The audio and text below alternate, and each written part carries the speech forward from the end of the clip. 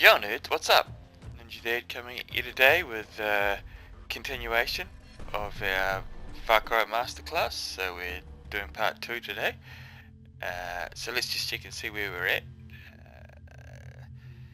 Basically what I'm looking to do is flesh out my my bits and pieces, my equipment. Particularly finishing out things like the weapon holsters and ammo, being able to carry a bit more of some of our ordnance like grenades and C4 mines and stuff. Yeah, so just see what we can pick up. Basically what we're going to do is do the rounds collecting things like the relics and memory cards and letters of the lost kind of things. Actually won't be doing the memory cards because we do that when we do the bases. But the letters of the lost and the relics for a bit of XP, and along the way we'll find some animals that we'll be targeting. So yeah, we've got a list of things that we want to find, and we'll head on out and start ticking things off the list. Let's get going.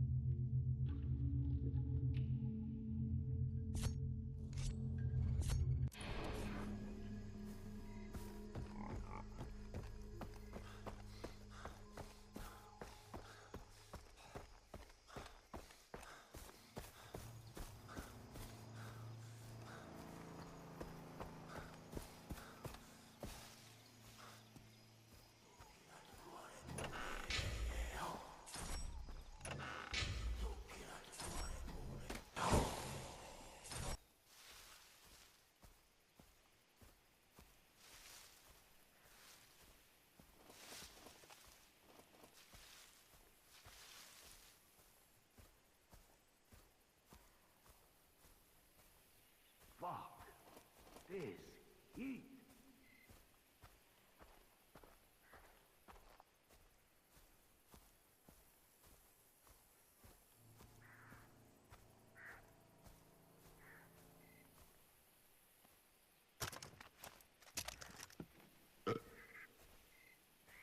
What the?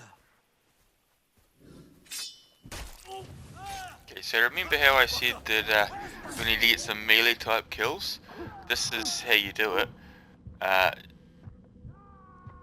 Caveat here, be careful who you target. Just the guys with the skulls, the regular guys, they're the ones that are much safer to do it on.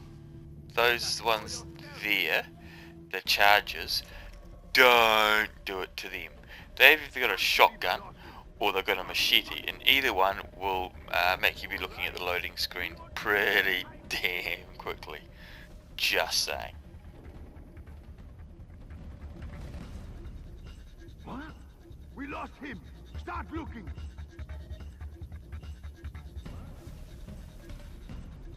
Ah, here comes the pain!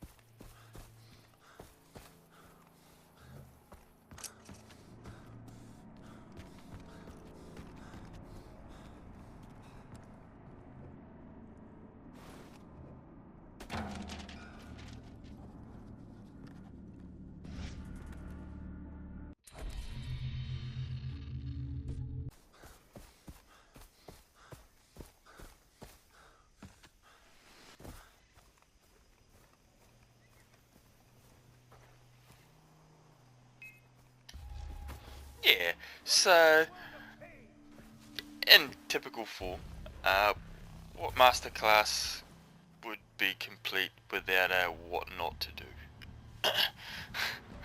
So yeah, in this particular case, there's such a thing as overstaying your welcome. I think is the easiest part way to say this part here.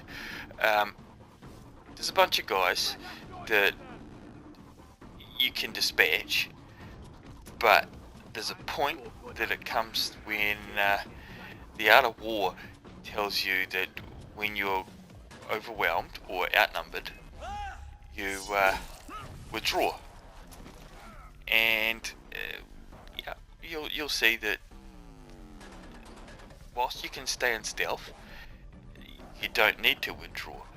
But yeah, just see how this goes, and you'll see what I mean.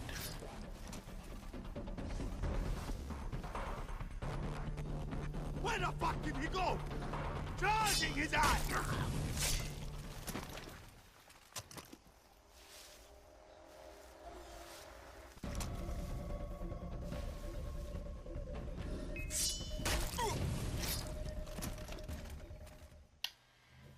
Yep, right about now is about the time when welcome has been officially worn out, and you start to think with a machine gunner on the back of a truck pulling up, it's like, uh-oh, this could be trouble. And then another car pulls up and you're going, ah, crap. And I'm thinking, shit, where can I withdraw to now? And then another car pulls up and I'm like, oh, this is gonna be bad. And you know, what are you gonna do now? You're hiding in the long grass with an absolute shit ton around you, and yeah, I probably should have been throwing grenades or dropping mines while I was running, but this is the thing, you make choices and sometimes they go bad. So yeah, look, to be fair, on Master, you get used to dying every now and again, because it will happen.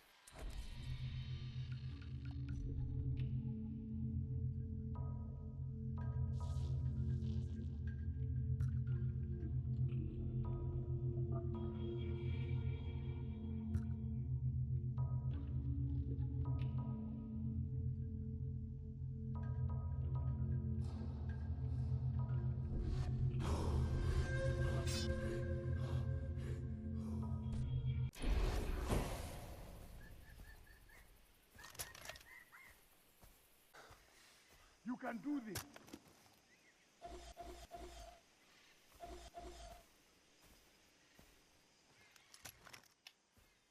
So yeah, grenades are good, especially with tightly packed vehicles like that.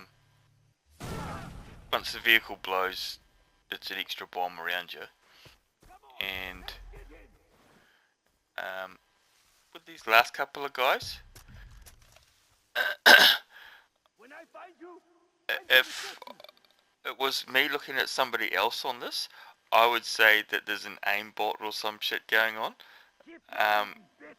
This just happens to be one of those times when it's better to be lucky than good. That's just how this goes. I go for headshots like on virtually everything I can, and occasionally it pays off with a bit of luck from there. You know, like the AK, it's actually a damn good weapon early in the game. Just so you know.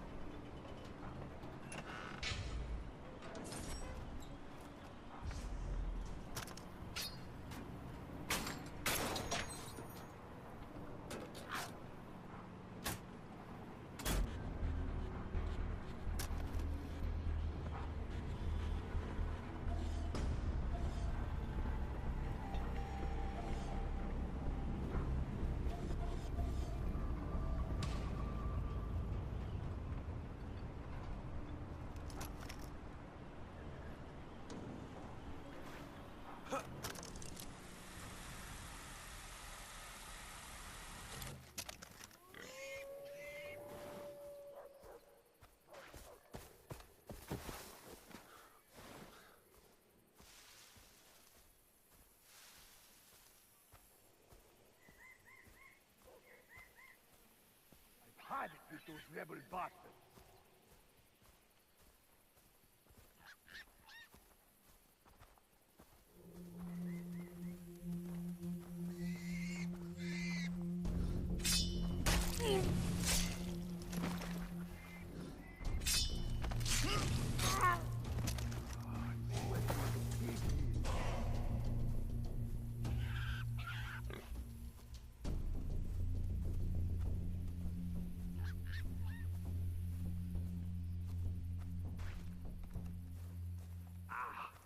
What the fuck is that smell?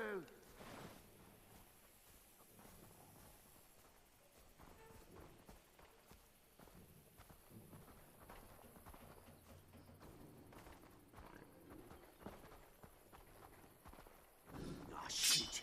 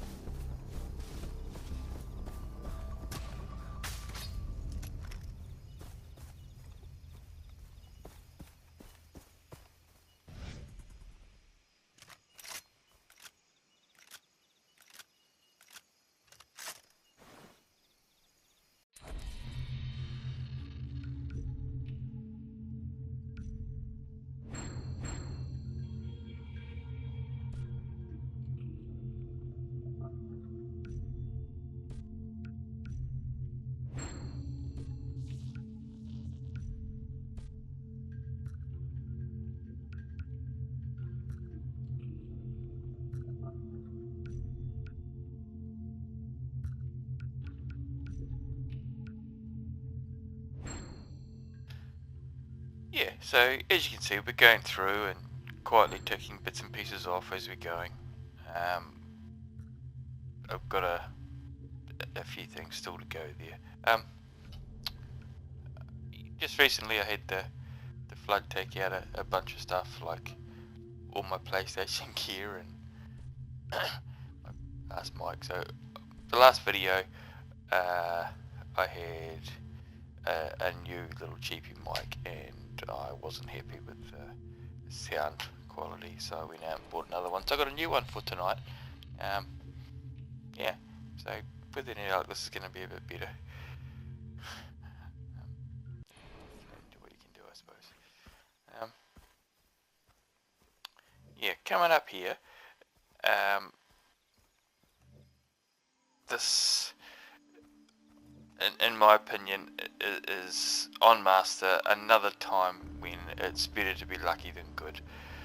I have said before in the previous video that, you know, there's one tiger that you tag and there's one that you don't, and it's the one that you don't tag that'll get you.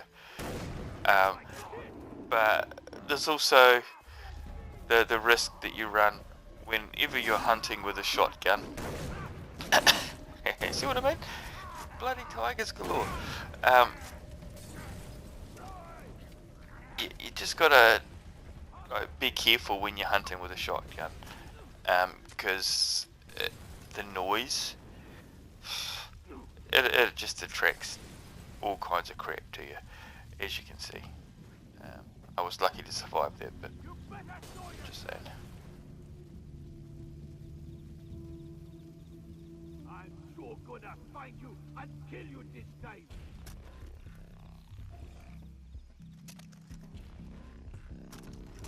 Yep, those Molotov guys, yeah, I mean, you can shoot them and they'll burst into flame, which is actually quite handy. Or you can just shoot them in the head, which I swear I haven't got an aimbot or anything going. I just go for headshots on basically everything I can. You just get used to shooting at the head. You know, the old aim small, miss small thing. But yeah, you just, if you're looking at the scope thing, get your sights fairly close, your reticle that you're looking at there, get it fairly close to where you want to be aiming, so that there's only minimal adjustment that you need to make when you've zoomed in. That would be my advice there.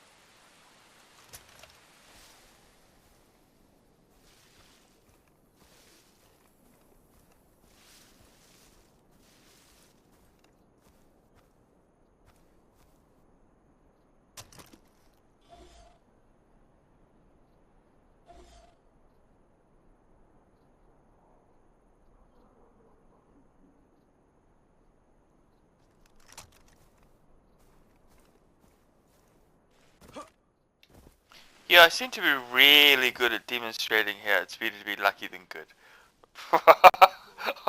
Honestly, that kind of thing usually is what ends up killing me. Doing something silly like sliding off the side of a hill and falling to your death. It's a common occurrence for me at least on Master, and there's zero forgiveness for anything like that when you're running around on the Master difficulty.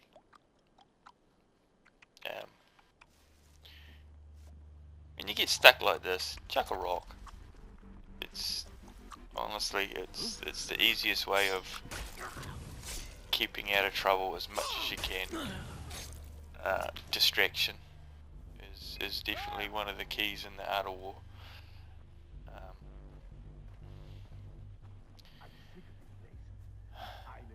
Everyone on it can burn in hell. The Art of War is actually deception, which, according to Sun Tzu. So yeah, I am actually supposed to be after the tapir there, and of course that is a problem. I'm close to a bunch of guys, and I'm thinking, oh crap, how's this gonna go? He's gonna kill that little tapir, and then I'm gonna have to face a tiger with my shotgun with a bunch of guys at my back. This isn't good.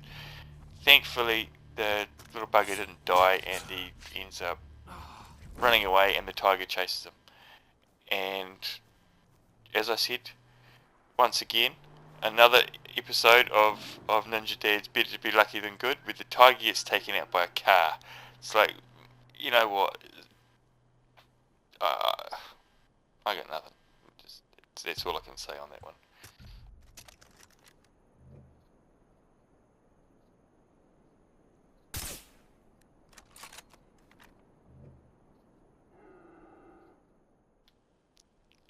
Okay, here's evidence that I haven't got an aimbot going on. Oh God, what? You know, look. Sometimes you can get your shots done, and sometimes you're lucky to hit the side of a barn, and it just happens to be usually when I'm facing guys that I need to get their headshot. Animals, I don't generally do the aim small, miss small thing, which is probably why I miss them more than I do, or as much as I do. Yeah, so animals seem to be harder for me to hit, and right now I'm guessing it's because I don't do the aim small, miss small thing. Yeah, that makes perfect sense. Oh, yeah. Here we goes. Okay, so good old ninja drops the tapir and goes, yep, cool, I'll just sneak up around and get them. And of course, on Master, what happens? Oh, there's guys there. Oh, and then there's guys behind me too, and it's like, oh crap. You know how I said in the first video that try and keep your line of sight on the animal that you shoot if you want to get the body? Well, you can only do that when you're not getting flanked, I guess, by a couple of sets of enemies. I could and probably should have just left these guys well alone, but you know, sometimes you overestimate yourself, back yourself a little much. Yeah, this is definitely not out of the Art of War playbook at all. Just saying. Oh my god. Yep. Yep, this goes sideways so quickly and easily. You know, you did the rock throw, you distracted them, and of course, they're too close to each other to be getting away with that kind of crap. And I don't have, I don't know, the knife throw takedown, which is what I would have used to at least take out another one of those guys. No, before you have all that stuff, the takedown thing's a lot harder. Man, it would have been better to have the handgun takedown on that one, where you can take down one and just aim and go bang, bang, bang and shoot the other three. That's not an option at the start of the game, so yeah, just, what is it? Art of War once again. Know yourself and know your enemy, and in 100 battles there'll be no harm. Well, yeah, just you gotta remember where you're at when you're playing the game and what you've got available to you. Sometimes you can just, yeah, make things a little hard for yourself. Whoops.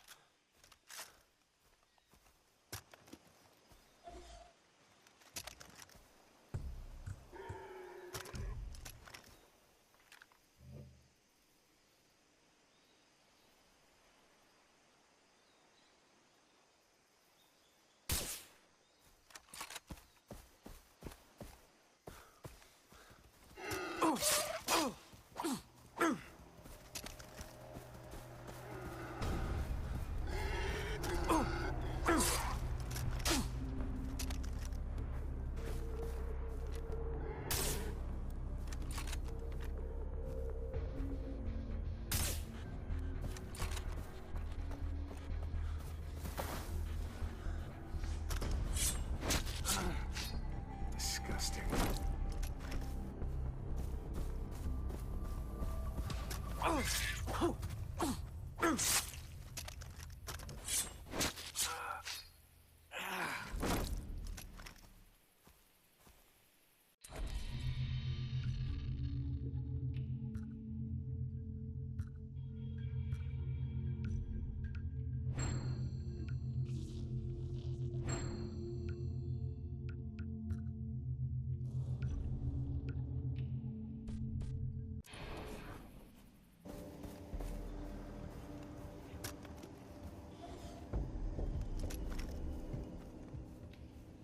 Yeah, remember when I also said something about not hunting with a shotgun too close to where guys are, like a base?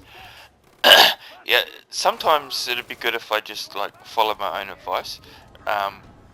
But yeah, shit can go sideways, and once again, sometimes it's better to be lucky than good, because how the hell I survived this, I bloody don't know. I really don't. It's like, you're kidding me. Yeah, just, man, things can go sideways so easily on Master, and yeah, once again, try to be more stealthy, Ninja. Try to be more stealthy. Yeah.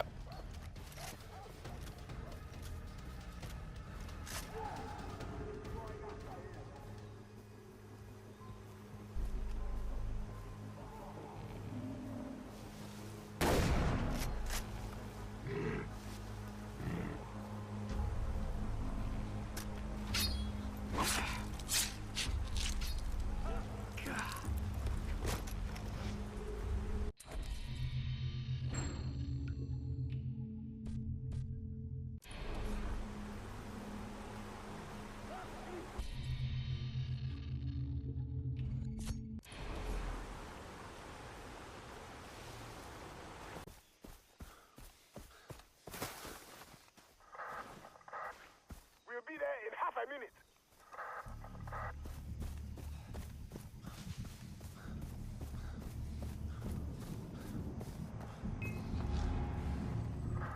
I'm gonna eat you alive. Okay, so perhaps in this masterclass, it would be good to show you more of what to do than what not to do. Just saying. This one seems to have been a little bit about how not to do things. More about how it's better to be lucky than good. Just saying. Sorry about that. Once again, AK. It is actually a really good, well, auto, but in this it's called an assault rifle. challenge that term really. The Art of War talks a lot about withdrawing when you don't have favour in battle. So you just gotta do your best to pick the times to attack. And when I ran up that hill to where I did before, I heard dogs. So I figured that the dogs are fairly close, and if you're shooting back down at them, they're going to come to where they saw you last. Kind of created a trap. So it's better to show you things like this and go, yep, this is a way that you can help yourself by using, I guess, the environment against the enemy. And in this case there was dogs, and then there were castle area, and it's like yeah, cool, I can do that. And aim small, miss small, definitely still. But when you get down there and you see the bodies, and it's like cool, animals did the work for me. So yeah.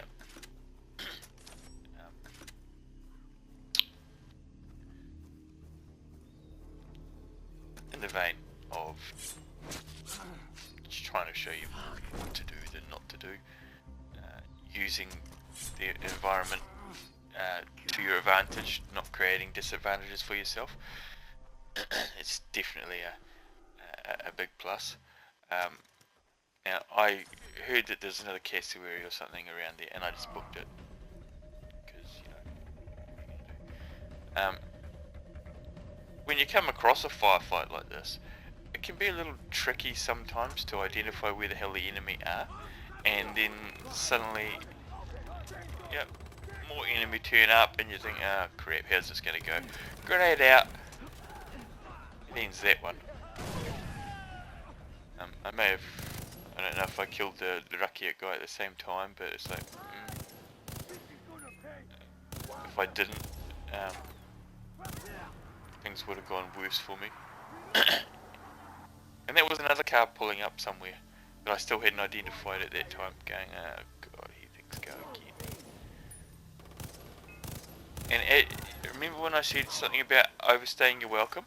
So I was in a position where I'd been here for basically too long, and you've got to get moving away from an area that you've just attracted a hell of a lot of attention to yourself. And there he goes. So we go, we move, we take cover, and try and mark where the hell they are. It's, once again, a very handy thing to do. Yep, still couldn't see them, so what we're going to do. Can hear the vehicle coming. That always helps.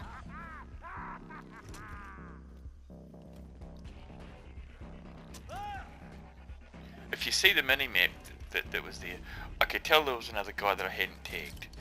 So you got to utilise, you know, the different things at your disposal. Particularly on that one there, there was another car there that was just about ready to explode. So you just got to take whatever advantage you can. Now, here we go. Ninja Dad's shark hunting tips here. Do it from a boat with a machine gun. Shit, that makes it so much easier. Really does. Just my dad was a fisherman, and I grew up with a very healthy respect for sharks. Just saying.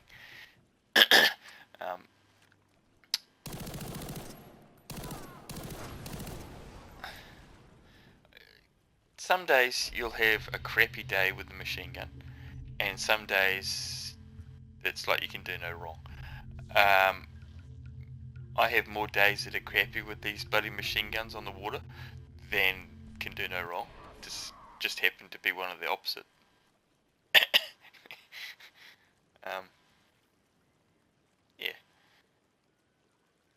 you know, you take advantage of the situations. On the water, we're looking for sharks, and sometimes they can just float on by real quick like that, and you think, oh, crap, look at that. And there he is.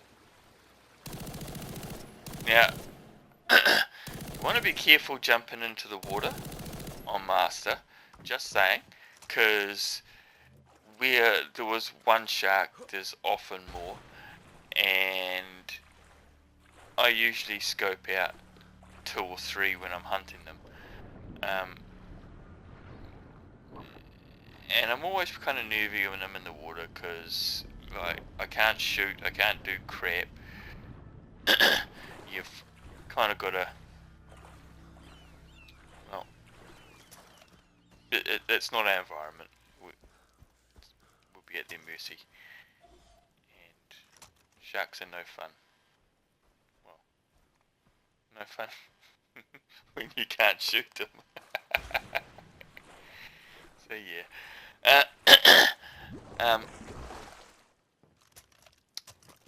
I've had a number of experiences on the boats where things go bad. Right. And this here is almost out of character, being able to just nuke these boats as they're coming in. It's not normally that easy. Just saying. When you get out into the water a little bit more, there's a lot more waves.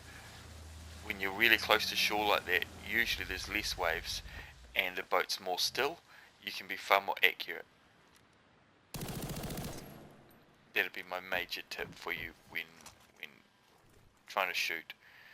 Find somewhere where the water is more still, so that you can keep your machine gun at least kind of on target.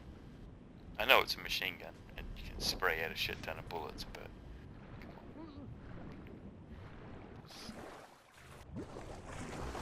it's holding the trigger down and it is taking the piss, I guess. Just saying. But look, you don't need all that many sharks. I think you need 2 for your weapons pouches and 2 for your wallet. And then there's the man-eater shark quest.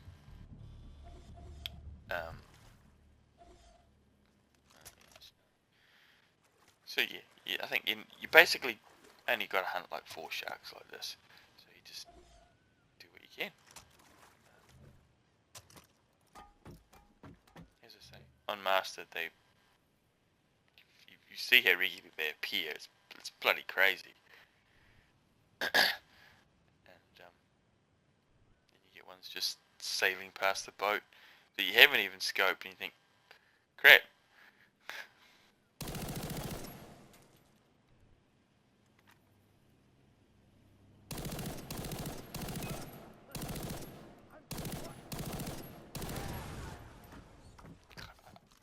I swear, I never have it this bloody easy. This is the...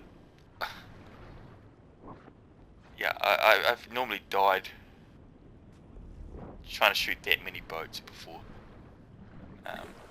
I gotta say that it must be because I'm so close to shore and I'm in the still. As soon as you get that rock on with your boat, it's all over for accuracy as far as I'm concerned. It becomes pretty painful. I think we're getting pretty close to the end of this video.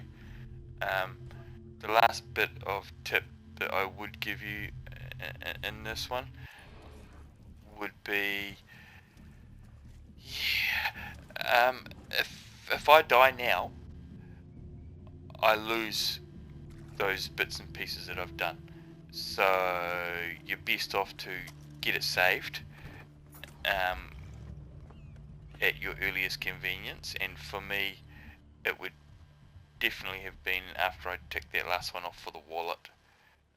It'd be like, yep, and what I normally would do is just jump straight to a shop and either cash in your bits or redo your ammo or something like that, and